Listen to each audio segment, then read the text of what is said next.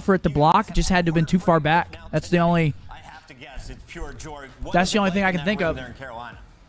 It's got to be at the hood of the car. The one thing I said before this match was, hey, boys, let's not go Game 5. And then the one thing we did was go Game 5. So I'm just happy that we're at least clutching them out. We won 2 searches that series. One of them was in a very convincing fashion. I think we have the most 6-0s out of any CDL team right now. So some good work out of the boys. I'm glad that, you know, even though these series are getting pushed the distance, that the last 2 we've had like enough morale, enough adversity, and just enough confidence to come out and win the Game 5s. Dave, I'd like to openly apologize for you not being a victim to one of Chris's horrible nicknames that he keeps giving to people. But I do want to ask you, you guys went to 3 Game 5s back-to-back that you were unable to close out, and now you are back-to-back Game 5s that you were able to win, and now get you some points on the board. What was the conversation like to try and break kind of that pattern?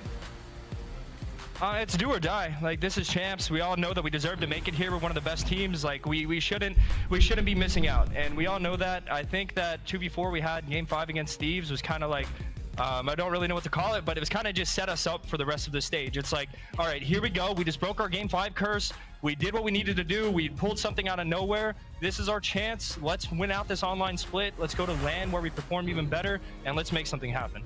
Love it. FeLo, talk to me about the Game 5. It seemed like on your guys' offensive pushes, you were taking your time, a lot of rounds, like drawing it out. Like, you really had a good beat on what OpTic was trying to do. So talk to me about the preparation and the approach in your offensive rounds in that search and destroy.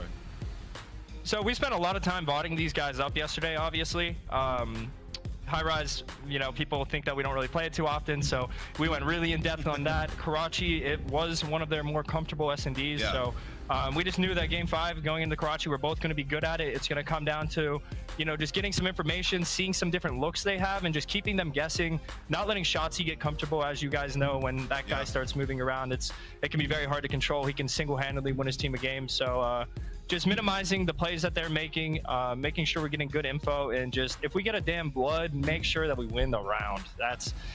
Those were our priorities. Says the guy who won 3 opening duels on that final map. All right, Felony, we got to wrap this one up by asking you about your next matchup. You are hosting the very first game against Miami tomorrow. That's kicking off at 3 o'clock.